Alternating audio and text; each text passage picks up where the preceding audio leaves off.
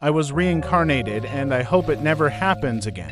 When I was alive, or more accurately, the last time I was alive, I honestly didn't give a lot of thought to the idea of life after death. It never seemed important. When you're young and your whole life's ahead of you, death and its possible consequences seem so distant as to not even be a blip on the radar. Now I know better. I know for certain that what awaits me in this life, and what will probably follow me into the next, terrifies me.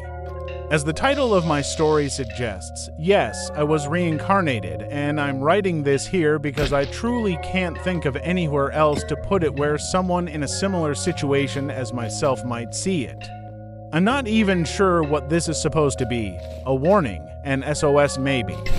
As badly as I want to call the police, or anyone else for that matter, it would be useless. No one would believe me, and hell, there's just not enough time. Let's go back to my previous life, or I guess my previous death, so I can explain. In my last life, I was a teacher named Daniel living in Hong Kong. After getting my degree in the US, I decided to spend some time teaching English in China to get some experience in the world before I settled down as a high school lit teacher. While other people have the money to take a gap year or travel the world after college, I didn't, so I figured seeing a new country while also making some money would be the perfect compromise. Up until the very last minute, I loved China. The bustling streets, the exotic food, exotic to me anyway, and the nightlife were enchanting. The only unfortunate thing that happened in China, well, besides dying, was this girl I dated for a while, Jingshu, ended up suddenly calling our relationship off. I came to find out she had met and began dating another teacher from the same school I taught at conspicuously soon after our breakup. We weren't head over heels in love or anything, not yet at least, but I had been holding out hope for something more. It happened a week after Jingshu, and I split on what felt like a completely ordinary Tuesday. It's strange just how normal the day seemed. Shouldn't there be some kind of premonition, or maybe a sixth sense that today's the day you're going to die? Anyway, I woke up around 7, got ready, grabbed my bike off the wall hooks, and took the elevator down to street level where I started on my usual route to work.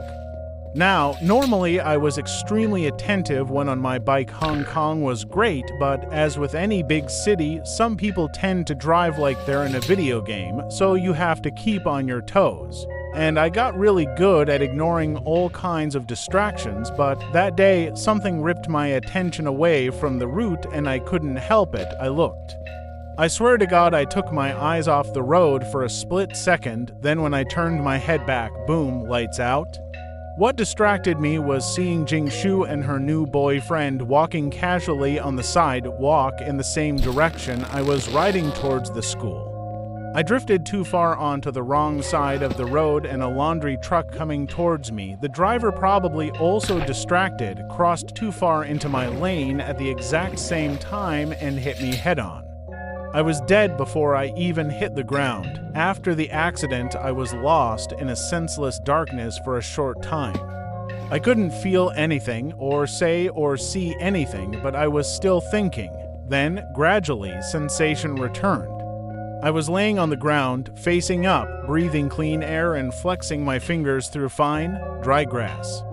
I opened my eyes, expecting an onrush of agonizing pain and the sight of the dreary city sky through a mask of blood. Instead, I saw nothing but white. I sat up and looked around. What amazed me more than not being a popped-open bag of human soup on the pavement was this strange, white world that surrounded me. I was wearing a white hoodie and white sweatpants, barefoot, with a clean-shaven face and neatly cut hair. I saw hundreds of other people who were dressed just like me, standing, sitting, laying down passed out, some talking to each other, some in the fetal position rocking back and forth with their hands over their ears. The ground was covered with smooth, white grass, and the sky was a vibrant white, not cloudy, just a solid bright shade. A voice to my right brought me back to the moment. "Hey, bud, you good?" I looked up. Standing next to me was a tall black guy with perfectly straight teeth and close-cropped hair. He looked a little like Jimi Hendrix if he worked in an office building. "Hey," I responded, "I'm honestly not sure what I... Where the hell am I? What is this place?" The guy chuckled and put a hand on my shoulder, then extended his other arm out to the never-ending crowd of people. "Welcome to the waiting room, my man." I didn't move my head, just shifted my eyes towards him suspiciously. Whatever was going on, this guy seemed way too happy about it. "Is that supposed to mean something to me?" I asked. The man took his hand off my shoulder and laughed. "You're right, I'm sorry. It takes a while for people to get used to it again. Let me introduce myself. My name's Benjamin. I'm what you'd call a long-timer here, so I go around helping the newbies get acclimated." I stood up and asked, "Is a newbie what I am?" I pointed to myself, and what he is. I pointed to one of the previously unconscious people who just started waking up. "That's right." Benjamin exclaimed, "Someone will be along to help that one shortly. For now, it's just you and me. Come on, let's take a walk." "All right," I responded, still confused. "I'm Daniel, by the way." I extended my hand. We shook and he nodded his head. Then we walked further into the waiting room. At first, the whole place just looked like an endless span of white grass and white sky, but as we walked, things began to appear. Trees with wood that looked like pearl and leaves that resembled falling snow. There were short buildings designed in architectural styles from all different time periods that were made from the same material as the trees. What struck me as most beautiful of all were dozens of small ponds filled with crystal clear water and teeming with white koi fish that swam lazily back and forth. "This is the waiting room," Benjamin began, doing a half circle with his arms outstretched. "This speech was given to me 7 days ago, and now I'm giving it to you. You see, bro, you're dead as a doornail." Benjamin paused as if waiting for me to freak out or something. "Yeah," I responded, "I kinda got that. My memories are starting to come back to me bit by bit. In fact, I even remember my accident. My dumbass crossed over into the other lane on my way to work and I got hit by a truck. I was only 24. Man." Benjamin sighed. "Shit, 24 is a tough age. I was 30 when I battled leukemia for 8 months before I finally kicked the bucket. Jesus, I'm so sorry," I said. "Yeah, me too, man. But listen, it's not all doom and gloom. I'm not long for this place and neither are you." "What do you mean?" "Look," Benjamin pointed down towards one of the nearby koi ponds where I could see my reflection in it like a mirror. "This isn't the only you, Daniel. Remember, think hard and try to remember not just your life as Daniel, but all the lives before that." Before he had even finished his sentence, I was held fast by my own reflection. It changed. I wasn't Daniel anymore. My reflection had transformed to that of an old Hungarian man with a beard and bald head. In that life, I died at the age of 80 by falling off a cliff. It changed again. Now I was an African woman who died in childbirth when she was 19. Another change. I was in my mid-30s in a French military outfit from WWI. I was killed by gunfire at the Battle of the Somme. More faces appeared, more changes, more lives, more deaths. It went on, back further and further in time until I had to shake my head free of the water's trance, falling backwards onto my ass. "Ha!" Benjamin cackled. "You took that pretty well, bro. Some people puke when it happens for the first time after they get back. I nearly shit my pants when all that craziness went blasting through my head a week ago. I sat up straight, looking at the water's surface. That was me." "MMHMM," Benjamin nodded. "I remember everything. All the lives, all the times I died. I remember." I stopped talking and looked back into the memory of one of my past lives. There was something there that I didn't want to see, something I didn't want to remember, something bad. For a split second, I thought he had seen it too and was about to get up and run or beat the shit out of me or something, but since I didn't see his reflection change, that must mean he couldn't have seen mine, right? That must have been the case because Benjamin was still smiling. He walked over and sat down next to me, fucking crazy, right? I saw my past lives too, so did everyone else here. And in case you're wondering, not everybody was a saint. I'll tell you right up front, I killed someone in one of my pasts, totally got away with it too. Never arrested or even suspected, and yet. In the life after that, I was a hotshot investment banker in the 80s, just before my most recent life as Benjamin. I've come to realize, as most of us long-timers have, that it doesn't matter what you did in your past lives. After a week, you'll be reincarnated as a newborn baby, and it's total luck of the draw.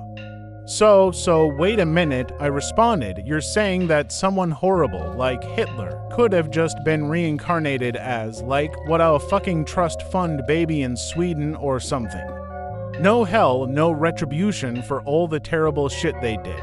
Benjamin shrugged. I don't know. Really, I don't, and there's no way to tell. It's impossible to see other people's reflections and past lives, so far as I can tell.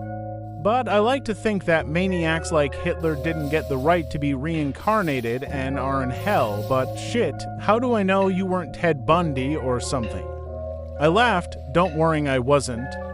Benjamin chuckled in answer. I believe you. I know this is a lot to take in, and it'll be confusing as hell until all your memories come back, but I'm glad you're taking it so well.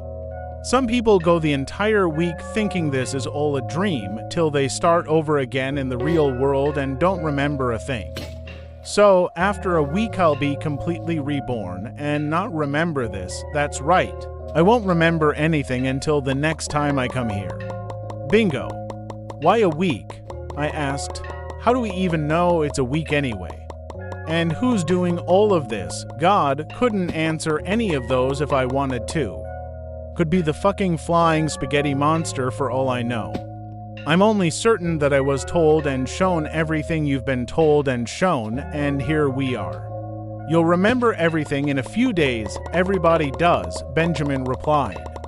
We sat there for a few minutes. I could tell Benjamin was giving me time to let it all sink in. I appreciated that. It really was only insane, but I figured if I was going to believe some of it, I might as well believe all of it. I turned to Benjamin to thank him for everything, but he was gone, long-timer. I whispered to myself, 7 days, oh shit. Benjamin had been reincarnated into his next life. I stood up and reflected on all my past lives and tried desperately not to think about one in particular. That thing. What I had done, I had to try and forget. Then the nearby sound of heavy breathing pulled me back to reality. I looked to my left and there was a teenage Hispanic girl looking around frantically and starting to cry. I approached her with my hand out like I was trying to calm an angry and unfamiliar puppy. Hey, are you okay? What? She screamed. Where am I? Who the fuck are you? What am I doing here? Hey, listen. It's okay? Look, I know this is weird, but I went to touch her shoulder and she jumped up like she had been electrocuted. The girl collided with someone standing behind her, then tried to run but bounced off the back of another person. The girl landed hard and pulled her knees to her chest, crying in earnest, and buried her head in her folded arms. Jesus, I thought. How was Benjamin so good at this? Then I remembered what he had done, how he had addressed the situation. He smiled. Benjamin treated me as if I were his friend. He was quiet and patient, but most importantly, he smiled. I knelt next to the girl and spoke softly, smiling. This time you're okay. I promise you're okay. Can you look up at me? The girl peeked from under the protection of her crossed arms, tears rolling down her cheeks.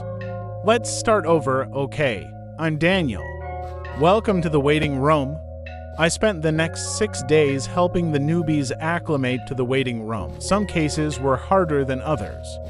The first girl, her name had been Vanessa, was a tough one, and tougher ones were to follow, but after a while I learned how to make the transition smooth for even the worst freakouts. I guided them, showed them their reflections, and talked. From what I can remember about the other times I came to the waiting room, I can't recall ever feeling as much joy on boarding the newbies as I did right after my life as Daniel. It was the most fulfilled I can ever remember being. For 6 days, then, on the 7th day, Benjamin came back.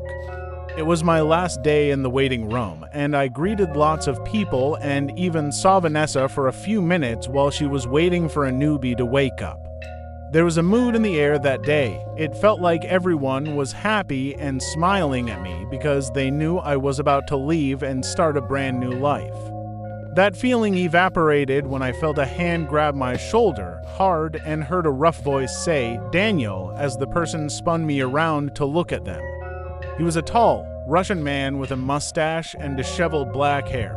"Daniel, oh thank God I caught you in time." Hi friend," I said. Do I know you from somewhere?" "Yes, you..." "Oh, fuck," the man said. I look completely fucking different. "Daniel, it's me, Benjamin." My jaw went slack.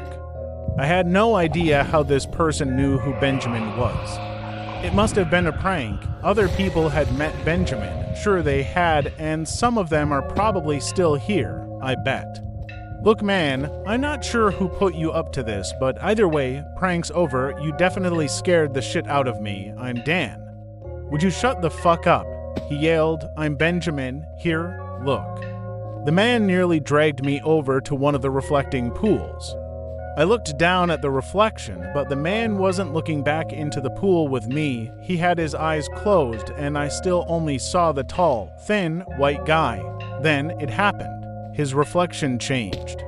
It changed to Benjamin for a second, the Benjamin I had met 7 days ago. Then it shifted to the investment banker he had mentioned. Before that, he was a farmer from the Middle East. Then it was just a small child, a kid who died way too young. It changed again and again and again. My brain felt like it was going to explode. I reared back, breaking the reflection's hold over me, and grabbed my temples as I fell to the ground. All those lives Benjamin had lived were flashing before my eyes. I was absorbing them, living them as I had relived my own when I looked into the pool for the first time. The difference was, when I remembered my own lives, it felt natural, like slipping beneath a warm, familiar blanket. This, on the other hand, felt like stepping into an Iron Maiden and having someone slam the door closed as hard as they could. "See!" Benjamin shouted. "You see?" "Ah, fuck," I screamed, still writhing on the ground. "Fuck, it hurts." We aren't supposed to see. We aren't supposed to see each other's past. Benjamin was crying now and shaking me to snap out of it. "I know, man, I know. Listen, what you saw in there, it wasn't me. Not the me you met. I pulled away from him, remembering what I had seen in his reflection. That murder, the murder you committed in your past life, Benjamin. Jesus Christ, WHY. God damn it, that was a kid. She didn't deserve to die like that. What the fuck is wrong with you?" Benjamin screamed. "I'm sorry, Daniel. Please, it wasn't me. Not the real me, I swear I'll." Then a far-off commotion drew our attention to a reflecting pool a few yards away. It was hard to make out what was happening over my pounding headache, but I got snippets of "you bitch." And then a man dragging a woman by the hair and trying to drown her in the reflecting pool. He was pulled off her by some other people who all looked into the pool, but now, instead of looking straight down into the water at their own reflections, their gazes were shifted slightly to see the persons next to them. Each one pulled back and clutched their heads in agony. "It's spreading," whispered Benjamin. "Daniel, listen, please listen." "No, fuck no, I won't listen," I replied. "How are you even here anyway? It's only been a week. Why are you in that body?" "I don't know, bro. Fuck. That's one of the things I needed to tell you. It went like this. I woke up in this body, a 40-fucking-year-old man, and walked around for a bit, confused as all hell. I don't think I've taken over someone else's body, but I'm not sure. It feels like I just appeared out of nowhere. I went outside the apartment where I was living, one of those old Soviet bloc buildings, and looked at the people. No one seemed to recognize me. Then I walked past a shop window. The lights were off, so the reflection of the glass was crystal clear. Daniel, it's not everyone. It's not all human beings who are reincarnated. A couple of people, 2 at the most, walked by the window and I saw their past lives in the reflection, but mostly, people just reflected normally. I thought everybody was like us, but I guess not, or maybe all those people whose pasts I couldn't see are on their first go-around. Shit, I don't know.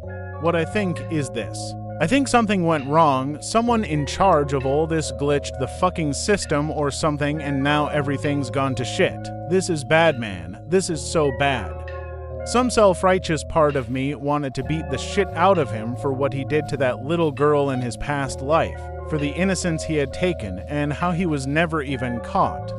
And after, how he did it over and over again. However, that part was shut up quickly by IT, that thing I don't want to remember about my own past. It told me that I had no right to judge Benjamin. He and I are not the same, far from it, but still, I looked at him. It was hard to believe that he was telling the truth, but his being here was proof. Sure, only a trace of it, but proof all the same, and I couldn't deny it. You killed yourself, I said. Yeah. You killed yourself so you could come here to warn me. Yes. I took a deep breath in and let it out, trying to calm down. It's gonna be all right, man. I said, I don't know how, but everything is going to be all right. I stopped. Past Benjamin's shoulder, where chaos was erupting and people in white clothes were fighting and ripping one another apart, was a man standing stock still. He had his head down, but his eyes were looking up directly at me. He was slightly overweight with a small paunch, thinning brown hair, and a slack-jawed expression. I looked down at the pool next to me, where I could catch just enough of his reflection to get a read on him, and I saw IT, that thing I didn't want to remember, and when I looked back up at him, the man was grinning. I realized he had seen my reflection too. He had seen it and remembered. Oh God, I said, backing away from Benjamin. Daniel, what's up, man? What's wrong with you? It's him. I screamed, keep him away from me. Benjamin approached, his hand out, but before he could get close enough, he was punched in the side of his head and knocked to the ground. I have no idea how the man had gotten so close so fast, but he jumped on me. His grinning face now turned to a rictus as his eyes went wide enough to burst from his skull. He grabbed my face, opened his mouth, and was about to bring my head forward to rip my face apart with his teeth. When it happened, I crossed over. I was back in the real world. I'm typing this on the laptop I found in my office. I guess Benjamin was mistaken about us not having lives before this, because the body I woke up in lives in a small home outside Hyde Park, New York. My new self is an Indian American man in his mid-30s. For the first month, I was holed up in my house subsisting on whatever I could find in the fridge and ignoring all the calls, texts, and emails I was getting. Thank God this new self isn't married and has no kids. Not sure how I deal with that kind of situation. Honestly, as far as new lives go, this one seemed like it was faring pretty well. Though, I would have liked to have enjoyed the first 30-something years of it. Now, I have come to the part of my story where I need to tell you why I'm bothering to write it down in the first place. I'm writing this because of the sound. You see, all that food in the fridge couldn't last forever. I had to go out at some point to survive. I got in my car and drove to the nearest grocery store. I picked out some quick items and got home as fast as possible. After that first time, it got easier. I slowly acclimated to the new life and frequently went out to test the waters by getting my hair cut, getting an oil change in my car, even going to the gym. I saw some people's reflections, and yes, I did see their past lives, but I didn't see anyone freaking out like I did when I saw Benjamin's reflection. If anyone could see mine, they kept it well hidden. But there were still so many questions I couldn't ask anyone about. Did people living their reincarnated lives when all this happened gain the ability to see their past lives or even other people's without returning to the waiting room? Are there really so few of us that out of hundreds of different reflections passing by at any given moment, I'm only able to pick out one or two who show they have been reincarnated? After a few months of living my new life and getting accustomed to my home, job, town, etc., I decided to let it go. There were no answers to the mysteries, and I needed to put them away so I could move on, until I saw him again. I was getting gas on my way home from work one day, just standing outside my Honda, and the smell of gasoline mixing with cut grass and the late afternoon air made me lean my head back and breathe deeply for what seemed like the first time in forever. Then I looked in my window, and in the dark tint I saw him standing behind me on the other side of the street. That same look with his grinning head down, eyes up, and gut poking out. I whirled around, nearly ripping the nozzle from my gas tank, but he was gone. I chalked that first encounter up to a hallucination. I thought maybe my mind was playing tricks on me as one of the side effects of everything that had happened. I was desperately clinging to any semblance of a rational explanation. Then I saw him again. It was in the reflection of my phone screen while walking down the street. After that, a large mirror in a diner showed him right behind my booth. Then again, when I looked down into a puddle of water, he was right over my shoulder. In all these instances, I turned around and saw nothing. A few days ago, he came to my home. I heard a knocking on the front door and went to answer it, but there was no one there. I checked my Ring alarm camera, still nothing. I turned to walk back to my couch, thinking it was just kids playing a prank. Remember, I was desperate for rational explanations. Then the knocking came again, this time from the sliding glass door next to my living room sofa. I ran over, looked outside, and saw nothing. I was getting pissed off. How much more should I have had to endure? After all the pain, confusion, and suffering, now I'm being targeted for pranks by a bunch of little assholes. That rational train of thought I had so meticulously constructed was completely derailed when I looked at my television. The TV was off, and in the reflection, I saw him standing outside my sliding glass door, rapping his fist on the glass. I pulled my hand off the door handle like it was scalding hot, but looking back outside, still saw nothing. The knocking continued as I ran upstairs to my office and locked the door. From downstairs, I heard the sliding glass door unlock, open gently, and a pair of footsteps walked up the stairs. The man began knocking on my office door, and he hasn't stopped for the last 3 days. Yesterday the knocks turned into banging. Now it's slamming that threatens to break the door off its hinges. As soon as the sounds got louder, I jumped on the laptop to write this out as, what? A confession? A plea? I'm not sure. One thing that I am sure of is this. I deserve it. I fucking deserve this. For what I did to that man, to his family, to his wife in a past life. God damn it. Why? Why did I do that? Why couldn't I have just left him alone? The sound is getting even louder now. The door frame is coming loose. All I've heard for the last 3 days has been that sound. That constant slamming, crashing, and pounding on the door, that is all I've heard. Until now, as the broken door creaks open behind me, I hear laughter,